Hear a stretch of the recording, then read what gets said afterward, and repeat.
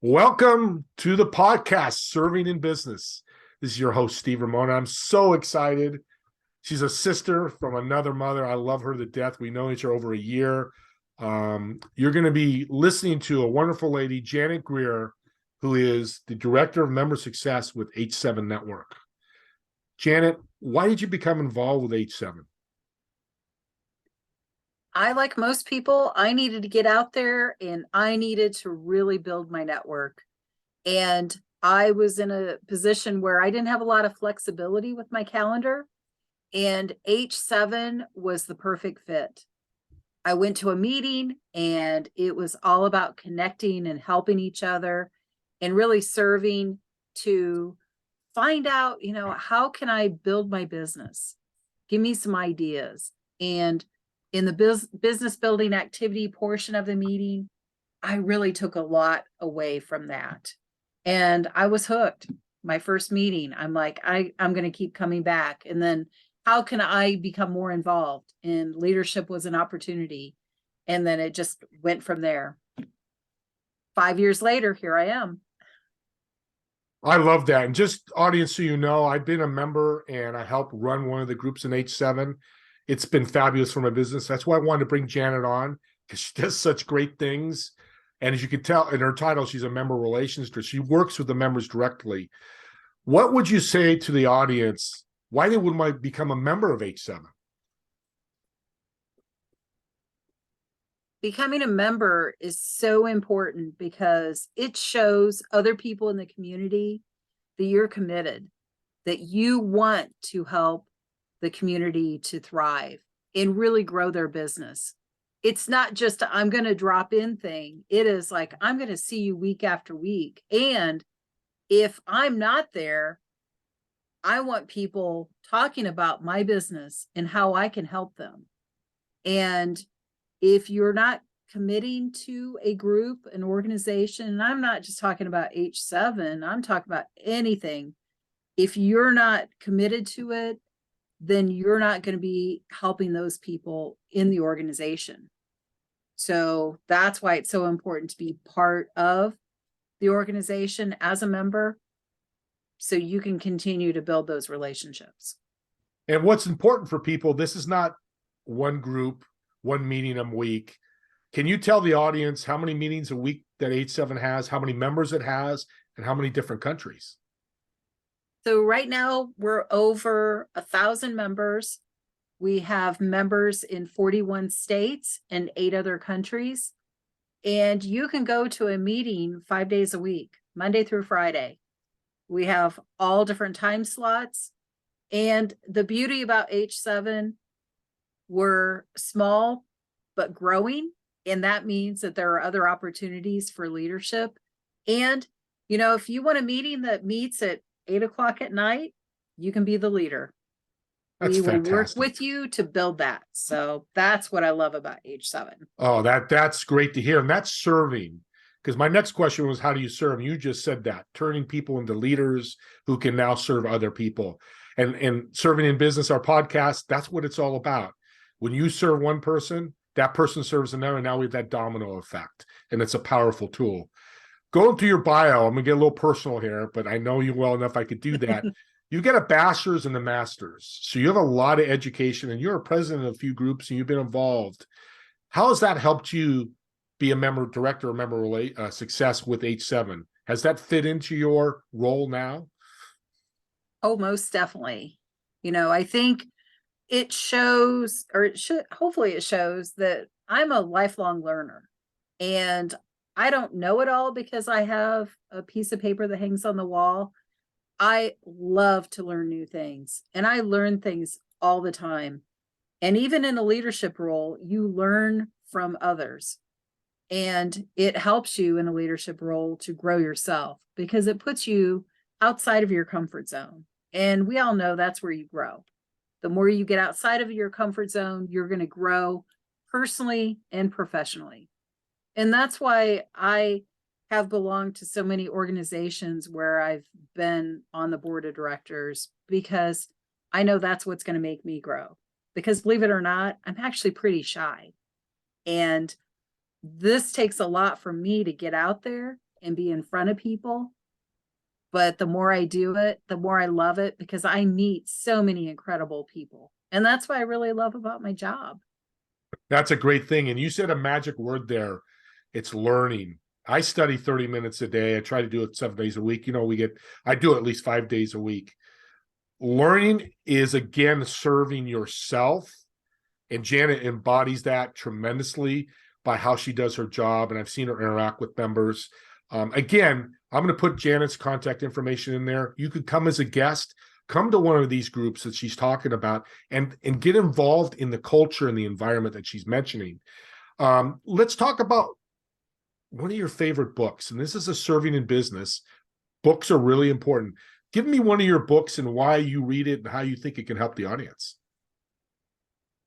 So, being part of different organizations, you're always exposed to different authors. And John Gordon was a speaker at my American Business Women's Organization, Executive Women International. And he's just phenomenal. He is an individual that takes really simple leadership principles and helps you to really focus in on how you can help others. And On the Bus is one of my favorites. And it talks about getting rid of the energy vampires, because you need to be positive. Because you want to draw people in. And I think sometimes people forget about that. What are you giving off? Are you a negative person? It's like that negativity only draws negativity.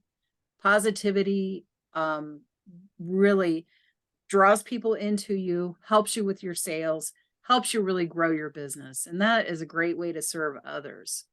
We're all about connecting, and, it's like, who wants to connect with somebody who is not fun to be around, And I like to think we have fun in H7.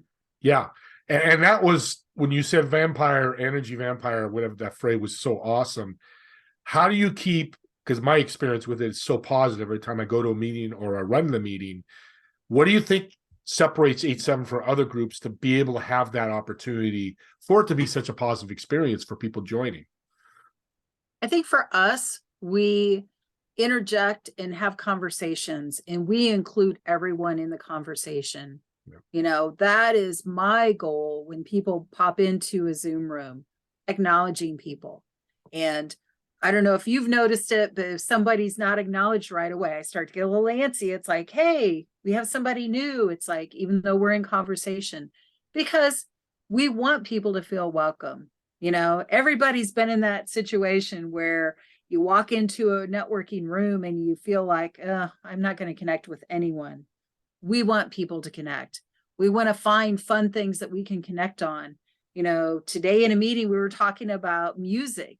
And it was so funny to hear the story about another member who has performed in a band. And it's like, oh, well, we have more members that are performers as well. So I love that. Well, and a little secret, audience, I'm going to tell you all, now it won't be a secret anymore. This is my work wife, and she's right. My work wife always makes sure that people are acknowledged, which separates H7 from other network. And there's 8,900 networking groups out there, a lot of opportunities. There's a lot of great ones. But we're focused on H7 today because of the things that you're hearing from Janet is positivity, connection, and people being recognized. We're all human. Edification is a big part of us. It makes us smile. And Janet and her group at H7, I want to shout out to Clay. He's the owner of the group of H7. He does a wonderful job. Let's talk a little bit about CSA. Can you tell the audience what that is? I think that's the secret sauce for H7. So CSA is connect, serve, and ask. Some people are really good about connecting. Hey, I know this person, I know that person, that's great, but we got to connect on a deeper level. We have to really, how can we truly help that other person? And how we do that is by serving them. Steve, you want an introduction to your center of influence. I'm going to make those introductions for you. I'm going to serve you as much as I can, because that's how you continue to grow your business. And then the most important thing is to ask. You have to ask for what is going to help you grow your business. and I want people to walk away from a meeting to have either a one-to-one scheduled, be able to do something to help build your business, or maybe it's an introduction to a potential client, there should, or, that educational piece, hey, I learned something new. I have a new book I'm going to order, those are the things. But ask, if you're challenged, especially, with everything that we've flipped into this virtual world, there's still that, that portion of we're human. We have to connect, we have to serve each other, and then we have to ask for where we're at and what we need. Yeah, and I've got bad news, audience. It's not a secret sauce anymore because the word is out. CSA. Again, reach out to Jan. Her contact information will be out there. The other thing that I really love about H7, which started as in-person, can you briefly talk about the in-person meetings as well that you have besides the virtual? I love the in-person meetings, and I think that is where people truly have good connections on a personal level, because we do get there, and it's so fun to watch people because they'll get there early. If we're at a breakfast location, we'll get there early and have breakfast together. It is truly a family. And for those people who are real people, they just thrive off of that, because you know what? Life gets at you. You may be having a bad week, but you get together and you have that camaraderie, and it just changes your whole outlook, and is a really good support system, so that's not going to go away. It's so funny, on a virtual call today, we were just talking about the excitement people had about being in person. You had a huge client that you landed this week because you were in person. Someone else had a networking event they had gone to and really connected with folks. I know I personally had a big networking event this week, and our numbers were up, and that's the thing. It's like, and people want those connections, and we do that in our small groups throughout H7. I'm in the Indianapolis market, and we continue to grow because people want that. And it's just a different version of networking for sure. I couldn't say any better myself, and I'm not surprised because Janet is very well spoken, as you all can hear. How many in-person meetings are there during the week that people can attend? Of course, it's area driven. I know you're not in every area, but speak on that a little bit. So we have meetings actually 5 days a week in most markets that they're in person. This is so exciting. We have a meeting in South Dakota that just started up.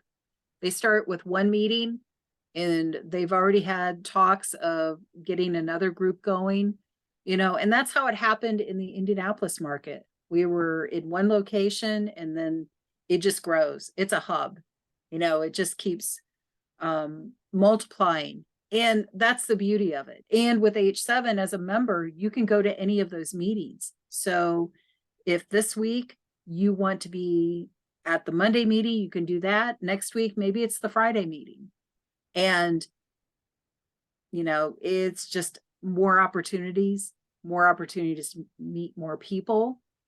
And it's just a different, maybe in the morning or lunchtime or afternoon. I have to say, our afternoon meetings are always a lot of fun. People are at the end of their workday. It's kind of like our West Coast call. It's at the end of the day for most of us. And, people are having fun. And when people have fun, they make business happen. And they'll come back, and that's what we want, because we want to keep building those relationships. And I love what you said about, if you can't go Monday, go another day. That flexibility, people's times. We know Mr. COVID has been hard on us, as a man can be hard on us. That's why I call him Mr. COVID. But I think we're going away from that because we have more in-person meetings. Again, H7's secret sauce is it will fit almost any person. And that's their goal. They want, if they get everybody in America to be part of this group, and it's not about the money and the membership price, it's about more people, more connections, more value, more success stories. And that's what, again, I love about H7 is they value those things. And it's a business. It's got to be run like a business and all that. And the audience here, we all know that. Let's leave with one last thing. And I want to thank you, Janet. I love you so much for being on. I'm so excited. This is a Friday, and I was all week excited to do this because you have so much to offer. It's Serving in Business podcast. So let's serve our listeners. Give us one business tip that you've learned over the years that's helped made you successful. It's in the follow-up, making sure you are constantly following up with people, checking in. You know, it's that, hey, Steve, I haven't seen you for a while. You know, how are things going? Because you don't know the impact you're going to have on someone else. You know, it's not about selling to people. It is about building that relationship. And that's where I have found the most success, because I could go and not talk about my business and they come back to me and ask for help. And that's where it truly happens. And I think that if you are following up with people and supporting them, it comes back to you and they will support you when you need that support. And H7 has been that community for me personally as well. So I have to say, the more you follow up with people and truly build that relationship, it will come back to you.